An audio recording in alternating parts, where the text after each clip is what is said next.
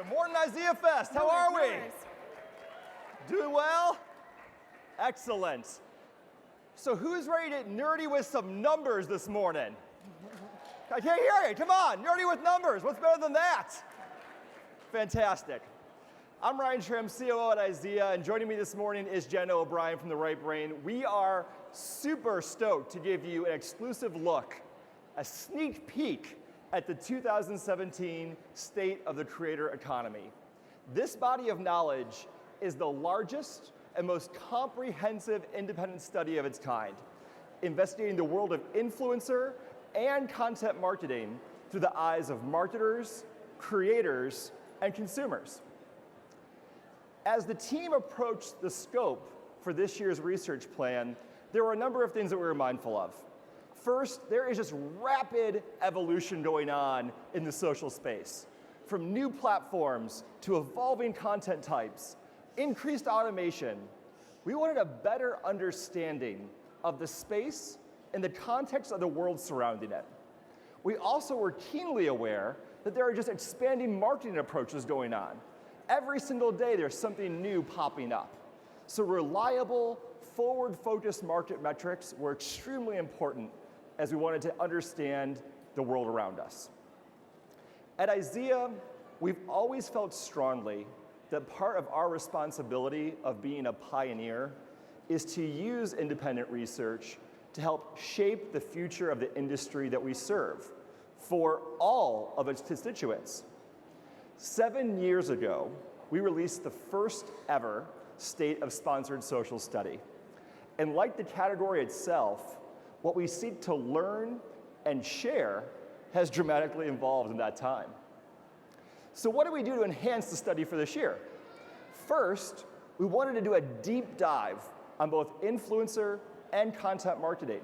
No one else had done that before, as well as a separate look at the United States and Canada, as well as in contrast to one another, because there's very keen differences.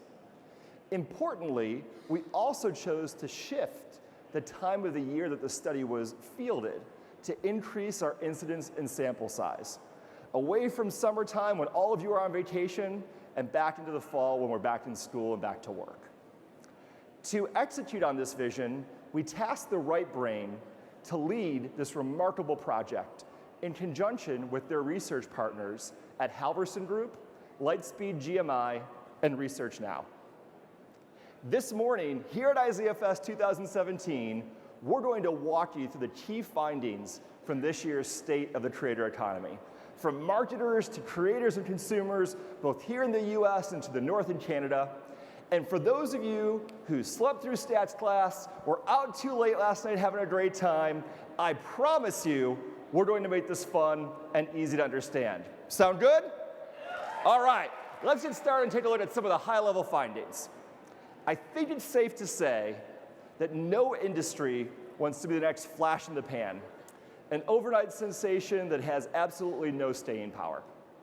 I'm proud to report that this year's study revealed that for both marketers and consumers, influencer marketing is only growing stronger. The future of content marketing is equally exciting. Brands are just beginning to scratch the surface of educating, not just hard selling their customers. And consumers, they're noticing. As a society, our social fabric in the digital age continues to intertwine. In 2016, fully 7 in 10 regular US internet users age 18 to 70 used social media each month, up 4 percentage points from the year before. They visited just over 7 social platforms each year, about 1 to 3 times a day. Also in this year's study, we found that visual and short-form content is what's really breaking through with consumers. Whether it's motion-based infographics, a listicle, or just a great photo on Instagram, a picture can truly be worth 1,000 words. Another headline this year, influencer marketing is not only here to stay, it's quantifiably become one of marketers' most effective tools. Effectiveness momentum grew with both consumers and marketers this year off of existing significant growth from the year before. By taking a deep dive on content marketing this year, we also discovered that credible, quality content is what breaks through all the noise that's out there today, with perceived effectiveness equal to or higher than traditional marketing approaches. And while content is king, credibility is queen, boosting that effectiveness when the authoring source is identified as a subject matter expert.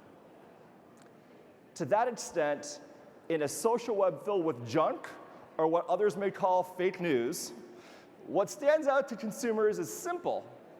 Whether it's influencer or content marketing, content creator credibility, product experience, and the resulting follower respect is what stands out and drives value.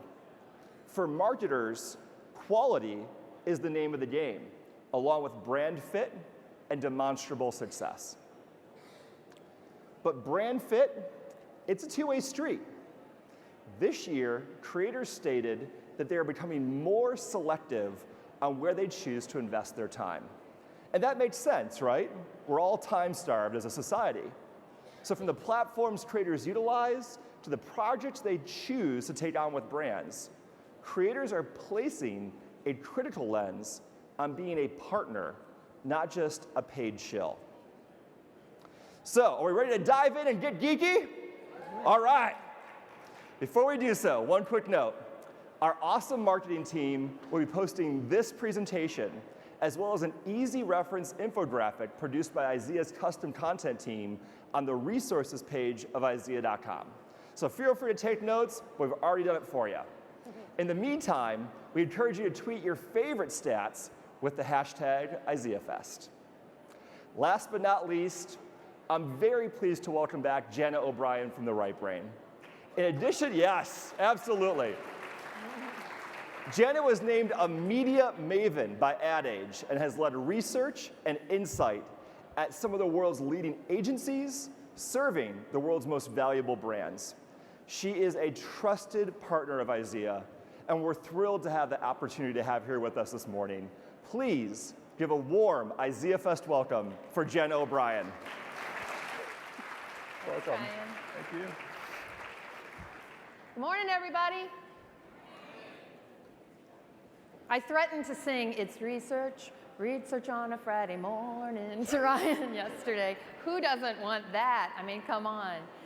The great thing is, I always like the gigs where I get to present good news a lot more than I present when I present bad news. And today is a good news day for this industry.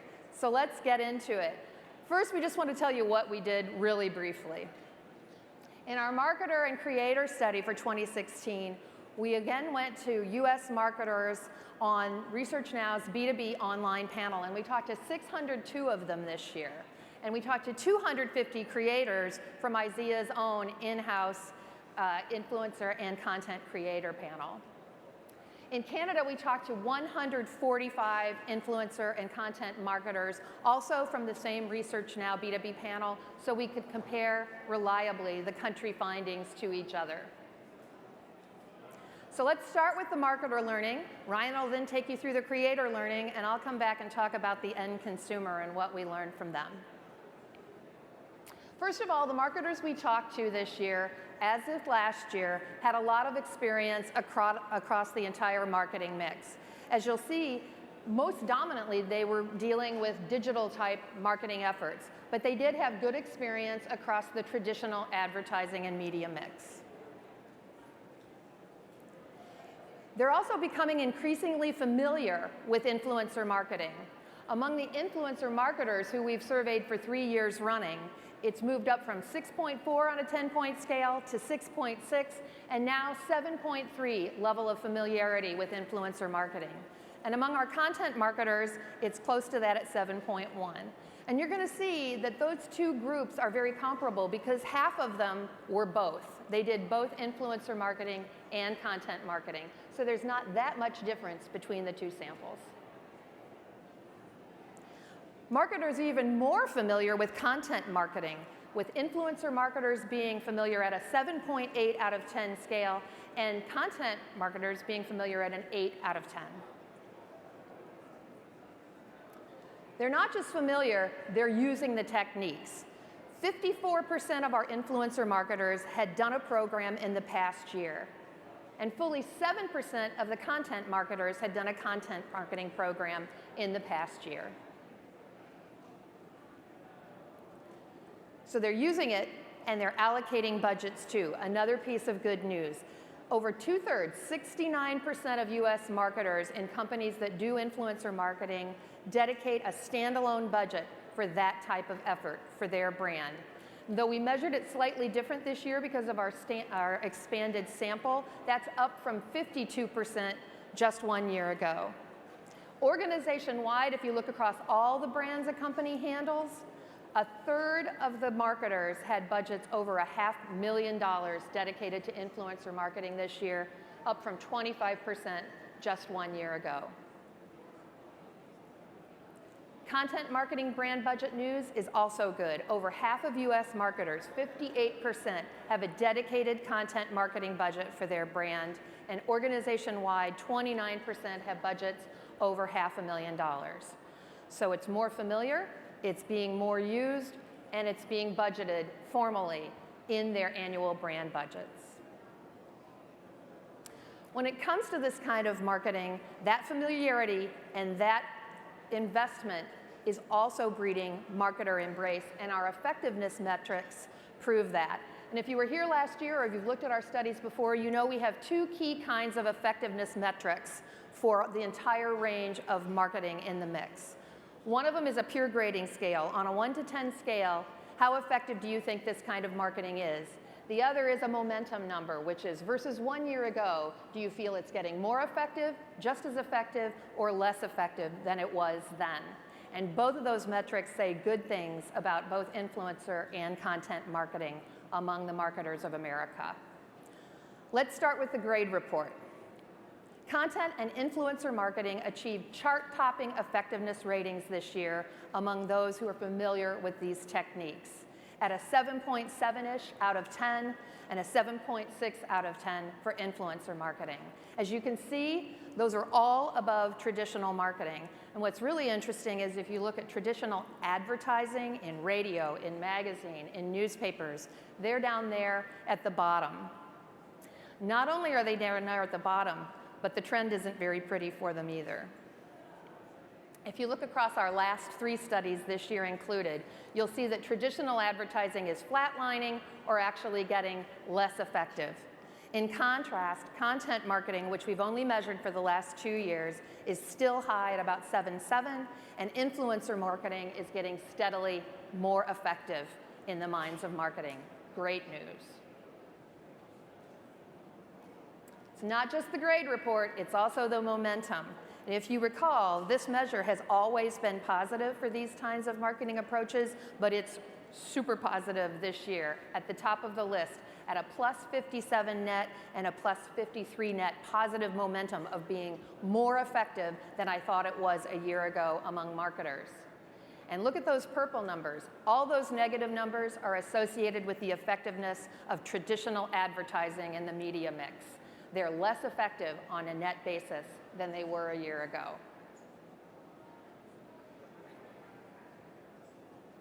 What we found in terms of what kinds of influencer marketing techniques are being used is that the trend is toward the more quick and the more visual in marketing techniques when we look in year-on-year changes versus year ago. So videos, photos, and status updates had the largest percentage gains along with blogs this year. You can see that a Facebook update, plus 18, following a brand, plus 11, a sponsored video, plus 20, a sponsored blog post, plus 16. Mostly quick, mostly visual is where the big growth is. In content marketing, we also saw marketers favoring more quick and visual methods, with their experience with these kinds of methods being highest among photography and infographics at about half of all marketers. At the next level were the more verbal, reading-oriented levels, like white papers, insight features, and trend pieces. So what's important in choosing an influencer partner and getting one of those programs going? Well, the answer here, when you look at these numbers, is everything's important. I care about everything being important. But first up is content quality and media metrics. I've got to have the quality. It's got to be a great partner, somebody that knows what they're doing, who's going to produce great content. But I also need the metrics to prove to me it's working. Because let's face it, it's big data, it's little data. Clients need data today. And then comes at a close third and fourth level, the traffic and the creator's reputation. Those are strong numbers, but they just lag slightly behind pure quality and pure metrics. So we wanted to know this year, and ask this for the first time, who's responsible for content marketing in your organization? So this is the first time we've ever asked it. Next year we'll have some trend data on it. But what we found is kind of everybody's responsible for it or has a place involved in it in our organization. First and foremost, brand and account management, followed by the digital web development folks, but also the creative department, the PR department, the media department, the search department. They're all touching this. And we wonder if this might be creating some process inefficiencies and lack of centers of excellence that companies might want to pay attention to and try to center who's really in charge, so there could be the efficiencies that companies and clients demand today. More consistent is where the production, where the creation is actually done. For 2/3 of our marketers, it's done in-house amongst the studio or writers. 16% use an external agency, 14% use independent contractors, and 6% use a content tech partner. So that's a really quick look. There's probably 120 pages of content in the full report that will be released over the course of the next couple months. But those are the highest highlights. Let's do a quick headline focus on what we learned in Canada from our Canadian marketers in our first wave ever of studying that country. First of all, just like in the US, influencer marketing and content marketers lean toward the top in terms of overall marketing effectiveness ratings, along with celebrity endorsements, which seem to be very much favored by Canadian influencer marketing and experiential marketing. You can also see that traditional advertising falls to the bottom. I might add, if you haven't memorized every number you've seen so far, that overall, Canadian marketers rate everything more effective. They're big believers in the effectiveness of all kinds of marketing, but influencer and content still rise to the top. You're going to see that's different than Canadian consumers when we get to that section later. They also are allocating budgets even more than are being allocated in the United States. 77% of Canadian influencer marketers have a dedicated budget for their brand versus 69% in the United States. And 74% have a budget for content marketing versus 58% in the US. So the Canadians are ahead of America. We got to bring some of that belief down here to American marketers. Now, you may or may not know that in Canada they have some ASE guidelines that have been recommended and are in the process of being adopted. They may be in process. They're not very well known yet by Canadian marketers. You can see that not one person said they were aware of and understand these guidelines among our Canadian marketer sample, and 3/4 said they either weren't aware of them at all or they were aware but not really familiar with them. So there's much work to be done in gaining marketer understanding around proper disclosure in Canada. So that's what we learned in a Polaroid moment about US marketers. I'm going to hand it over to Ryan to talk about creators, and then I'll come back as the caboose and talk about consumers. Thanks, Gianna. All right, who out there in the room is a content creator? Let me hear it from you. All right. Well, we spoke to hundreds of you in this year's study, and here are some of the highlights of what we found. First, let's talk about compensation. The creators sampled stated that influencer marketing has become over half of their annual income, followed by traditional display ads contributing about 23% to their livelihood. However, that percentage on display ads has remained effectively flat since 2014. If you look at influencer marketing in conjunction with content creation and other freelance work that creators are doing, That adds up to over 2/3 of their annual income on average. Another noticeable shift in creator behavior this year was a decrease in the total amount of time spent developing content each month. We think this to be related to the earlier observations that Janice shared around the increase in platforms tied to short form or visual content, or perhaps better tools that now exist to help develop and publish content that's made by creators. The frequency of projects is also shifting simultaneously from a historical weekly pattern to a couple of times per month or even a few months on average. This is likely reflective of the higher prices now being extended by marketers, lessening the dependency on lower priced or more opportunistic kinds of engagements. Where creators are creating also aligns with these macro trends, with Instagram leading the growth along with Snapchat in this year's study. Once high-flying platforms like Periscope and Tumblr, well, they're tumbling. And rest in peace Vine, as Veronique said earlier. Interestingly, Facebook's war, they have a declared war on YouTube for housing and creating video assets. It seems to be having an impact here, with a negative 10% decline year over year. For the folks who falsely claim that creators are only out for the almighty dollar, they're flat out wrong. Being proud to represent a brand and developing content around a product or service that their followers will find most interesting is far more important to creators than just compensation. Also take note of the bars talking about ease of process and the ability to screen opportunities. We think this aligns to the anecdotal creator feedback that we receive on wanting to optimize those workflows of influencer and content marketing.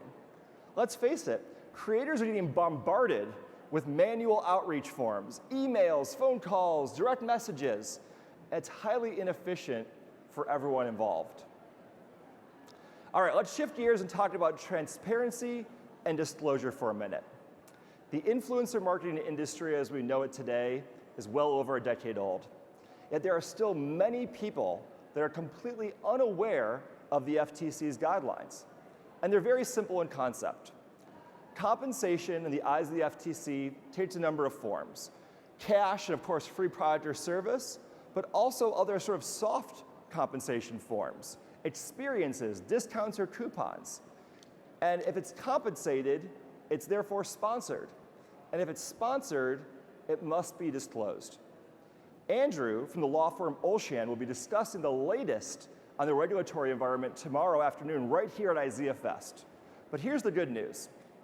While there was a slight decrease from last year, nearly 2/3 of creators surveyed said that they were aware and understood the FTC's disclosure guidelines. But for the third straight year, the same cannot be said about their marketer side counterparts. Only 1 in 10 marketers are fully aware and understand the FTC regulations, with over half lacking basic familiarity. Folks, this is not just an IZEA issue, it's an industry issue. More needs to be done to proactively educate marketers, as well as make examples of brands who intentionally disobey these compliance requirements. To that point, we added a new question this year to the study, inquiring when creators were explicitly asked by a marketer not to disclose compensation. Shockingly, nearly 3 in 10 creators surveyed said they were asked to not disclose by a marketer last year. And we speculate that given the sensitivity of that question, the actual level could even be higher. But for those that do properly disclose, 2/3 do so in post, and half do so both in post and via disclosure policy statement on their various social channels. It was also interesting to see this year the price per post and price per asset cost expectation discrepancies between creators and marketers that emerged when studying both spaces. For you influencers out there, marketers are assigning expected costs 3 to 13 times higher on average than what you're charging. Note that the largest premiums expected, though, are placed by marketers on highly visual platforms like live streams and video. Recurring theme here, right? For content marketing creators, the story is similar. You're charging rates 1.5 to 5 times less than what marketers expect to pay you, with graphic production and video production being the largest disconnects. All told, creators are optimistic as they look to the future, but are generally seeking training and education, both for themselves, but also for marketers, to understand how to optimize the approach to both influencer and content marketing. So we've covered the marketers and we've covered the creators, but how does all of this resonate with the end audience, the consumers? For that, I'll turn it back over to Jenna to walk us through the highlights.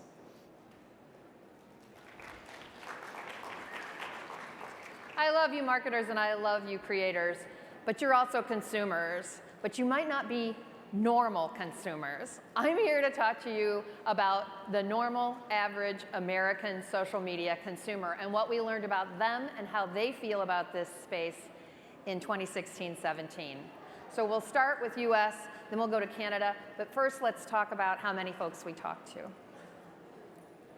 In the US, as we did last year, we talked to 1,000 US online social media consumers age 18 to 70 using Lightspeed GMI's National Online USA Consumer Panel. And we went with that same company to survey 300 folks in Canada for our Wave 1 first effort at the COSE in Canada. So who qualified for this study? Let me walk you through qualification and how you got in and got to finish the survey. Nearly 2 in 5 American adults this year, age 18 to 70, qualified. We started with everybody who's online in America.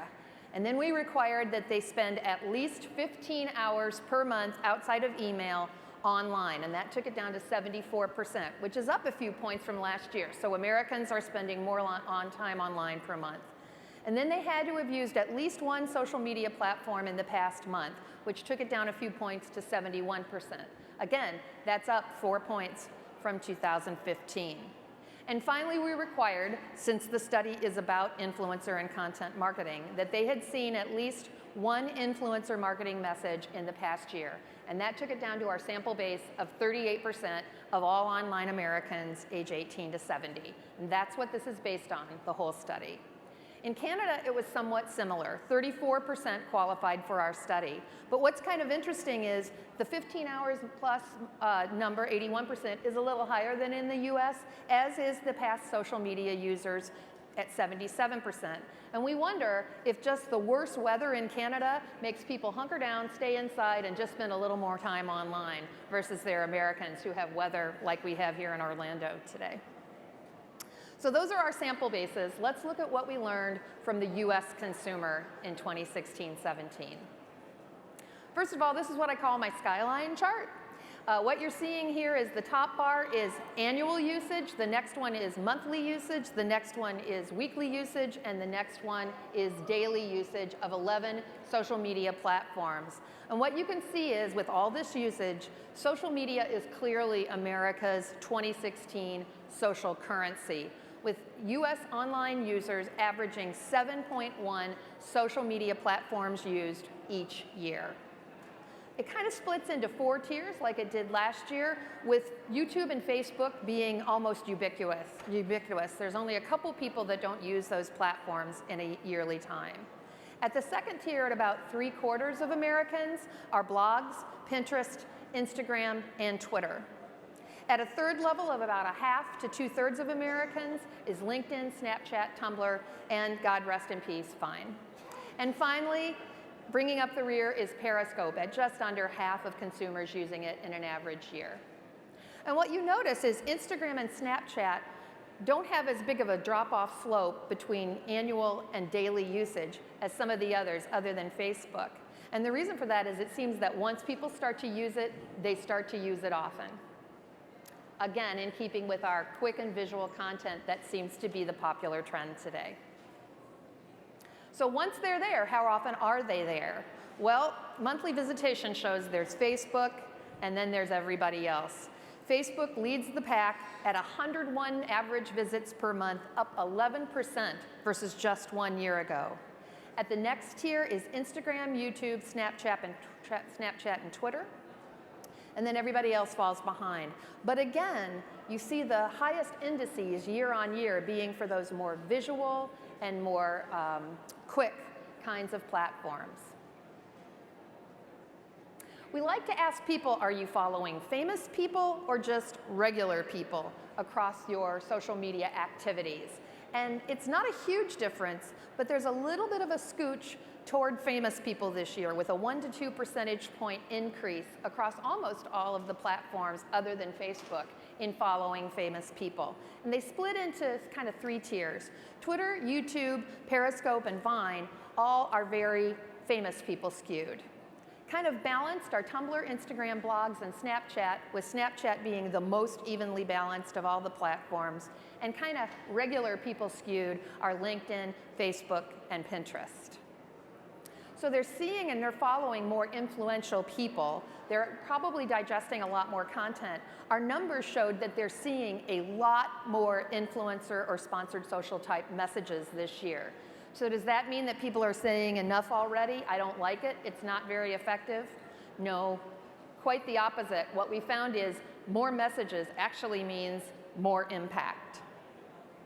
So let's get into those grading scales. The 1 to 10, how effective do you think this is? And how effective is it in the momentum world versus last year? Here's everything but social media platforms. And you can see they're all rated pretty good on a 10-point scale, from 6.1 for a radio DJ kind of sponsored endorsement up to 7.2 for a TV commercial. Okay, not great in effectiveness. In contrast, all the social media platforms range from a 7.1 for Facebook to a 7.9 for Periscope in terms of effectiveness ratings from the consumer point of view. If you lay it all together, there's only 3 things outside of social media that live in the range that social media influencer marketing are. That's quality or product ratings on an online consumer review website, a written review or article on a consumer review website, and even if people think it's dying, TV commercials. Still effective and in the hunt, but nothing more effective than social media platform influencer messages. Now, what about content marketing? What we found is ratings of the effectiveness of various content marketing approaches kind of span the spectrum from 6.4 to 7.2. So we looked further in the data and found that content marketing approaches were rated equally or slightly higher than regular advertising in the same media. So consumers answered the effectiveness for all of those 41 things, no matter whether they actually listened to the radio or watched TV or read a magazine or not. And we recognize that might be unfair, because if they rated a social media platform, they had to use it. So we pulled out only the people who actually use each medium and looked at their effectiveness ratings for an apples to apples view. And lo and behold, the numbers did go up a slight bit, but influencer marketing messages were still as high, and in most cases higher, than all other of the 41 marketing messages measured this year. And most of them received lower ratings than influencer marketing. The good news gets even better when you look at momentum. Do consumers think these messages are better, the same, or worse in effectiveness than they were last year? And this is all 11 platforms, and they're all much better in consumers' mind.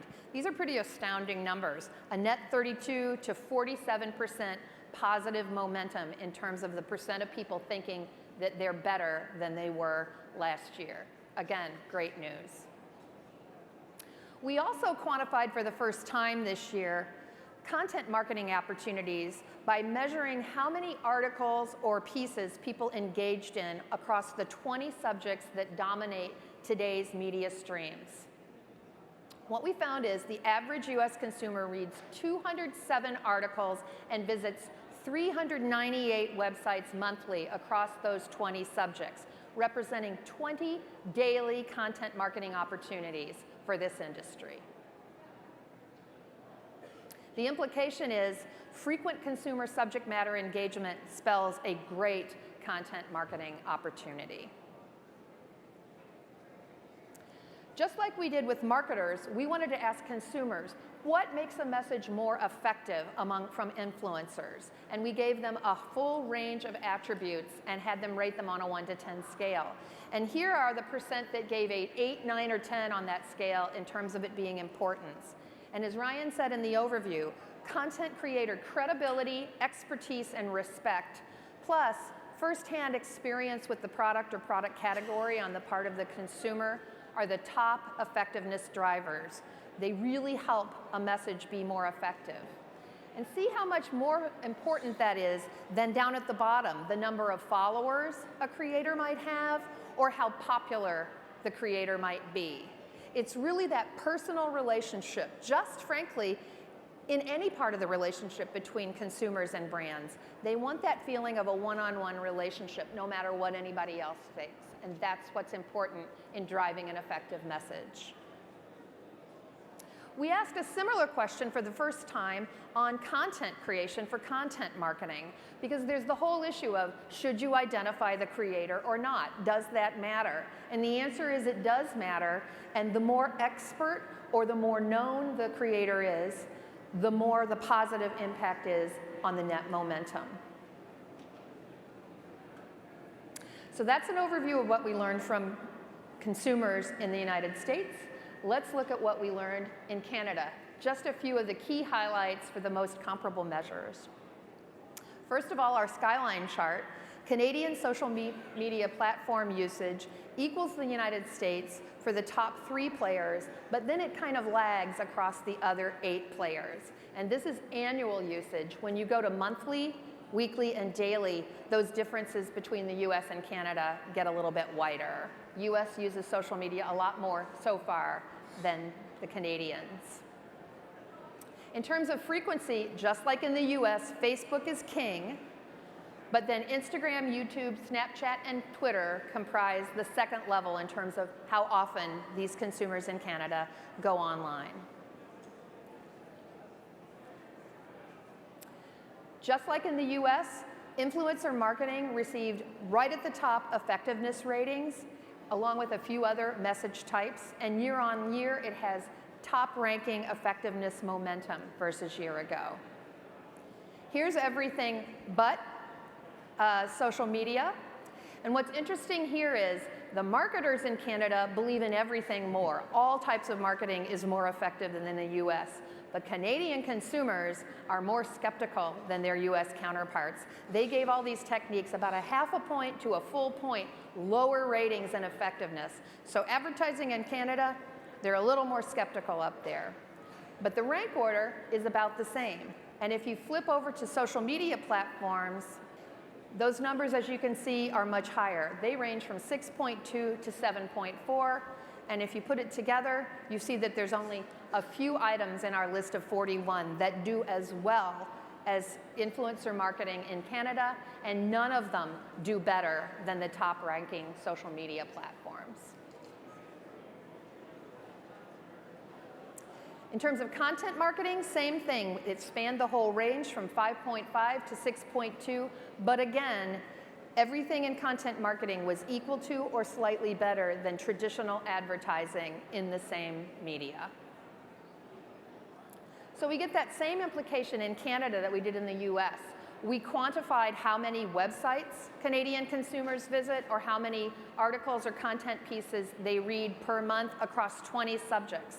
And it totals about 480, which means you have 15 content marketing opportunities per day for the average Canadian consumer. Huge platform for engagement and brand sales. So that's it for our consumer learning. I'm going to hand it back to Ryan to wrap us up. Thanks, Jenna.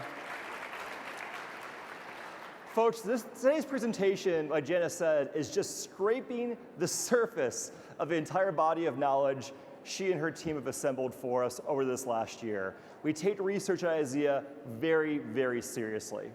Our plan is to continue to release those findings over the coming weeks on both IZEA.com and the company's various social channels. But before we wrap up, let's quickly recap what we learned this morning. First, for US marketers, the story is all about increased familiarity, effectiveness, and access to budgets. Yes, there's still some work to do on understanding the regulatory environment around disclosure, and the consolidation of executional accountability inside marketing orgs needs to be improved. For US creators, snackable and shareable content continues to reign supreme this year, with an emphasis on visual-based assets. Creators have become reliable, informed standard bearers on disclosure, but in some cases, they might be underpricing themselves on certain kinds of projects. US consumers are taking note of influencer and content marketing more than ever. And it's more effective than ever as a means of breaking through the clutter for marketers as a means to reach them. As they engage, though, consumers are seeking creators who are trustworthy and credible in delivering their messages. IZEA's first ever look at the Canadian market in isolation provided some very interesting findings that Jana shared, including that practitioners there are more familiar with influencer and content marketing than their US counterparts, and are funding those efforts accordingly with more dedicated access to budgets. Looking ahead, the ASC rolling out an updated code in Canada means that Canadian marketers are going to need to become more educated on the do's and the don'ts on sponsorships in the social ether. Last, while Canadian consumers are just plainly more skeptical about all marketing than US consumers, they still rated influencer marketing in the top tier of effectiveness. They're seeking personally relevant content to consume, which presents a compelling opportunity for marketers this year. And that's the 2017 State of the Creator Economy. Thank you. I want to thank Jana and the teams at Halverson Group, Lightspeed GMI, and ResearchNow for all their hard work, as well as IZEA's in-house creative services team, held by Chaz Russo and Marty Smith. Thank you for assembling all these great materials. We're incredibly proud of this independent look at the industry, and I hope you enjoyed it as well this morning. Have a great IZEA Fest. Thank you.